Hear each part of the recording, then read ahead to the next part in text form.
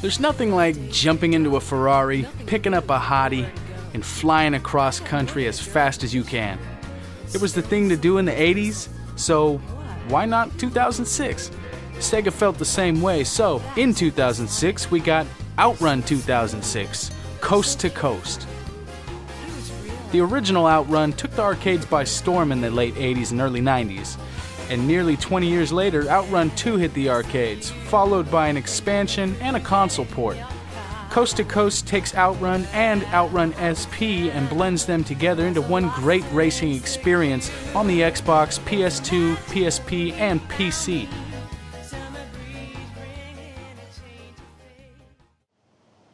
I love the fact that they got the Ferrari license for this game, and there are 15 of them to choose from, which is great for an arcade racer. Most of them are locked from the start, and you'll unlock them with mileage points as you progress through the game. There's a little bit of everything here, from classics to current models. And there's also an OutRun class of cars that simply adds stuff like racing stripes, body kits, and decals to the current vehicles, along with different specs.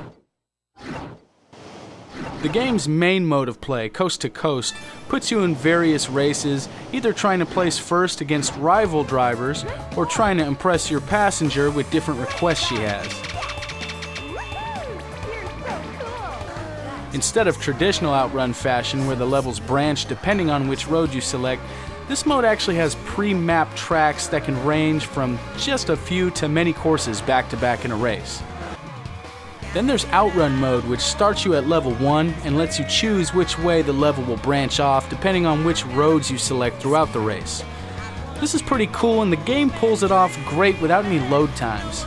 You can select easier courses by branching off left, or harder by branching off to the right. You'll face rivals, road traffic, and a time limit.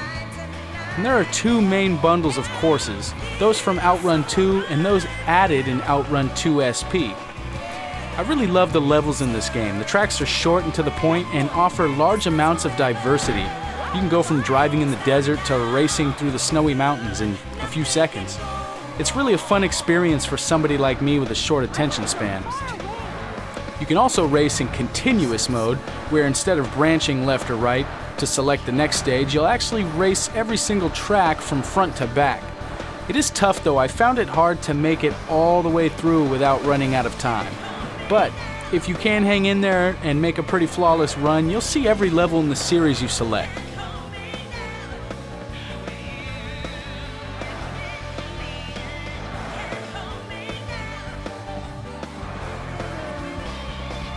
Time Attack is the only mode where you can actually pick each individual level you want to race on, but they are very short when they aren't linked together with other stages. Like I mentioned, a lot of stuff is locked from the start of the game. You get into the showroom and spend your OutRun mileage on cars, tracks, and even in-game music.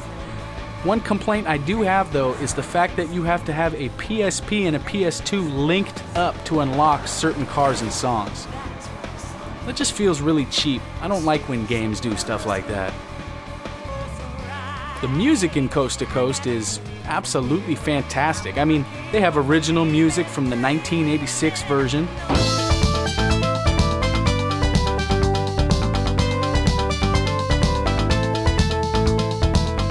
They have remixed versions of the 1986 version.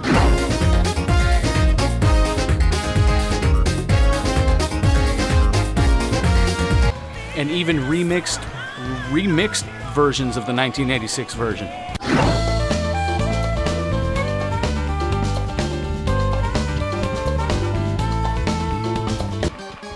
And to top it off, the new music in the game is crazy weird, but somehow strangely addicting and just pumps me full of adrenaline during these races.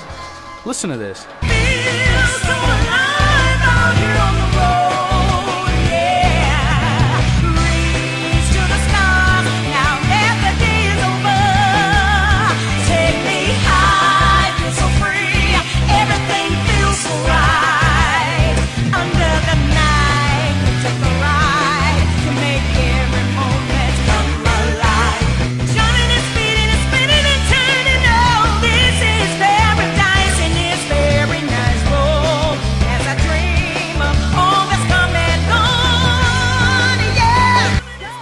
That's gotta get you going. On top of that, the game's sound effects are all great. Bottom line, it's really easy on the ears.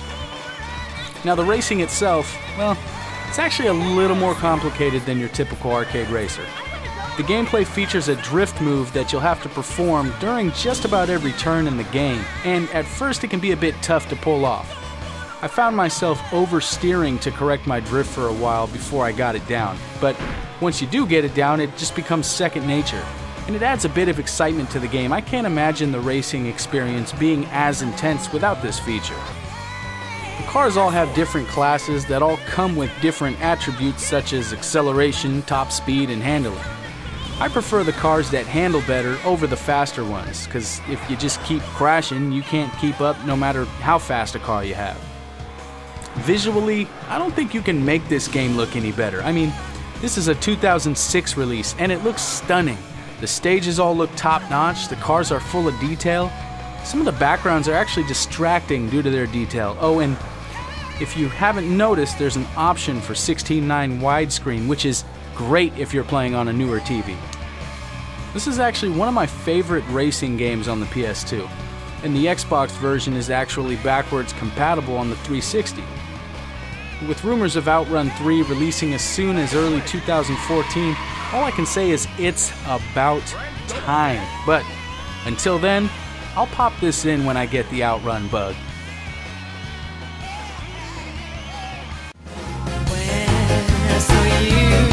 When you were cruising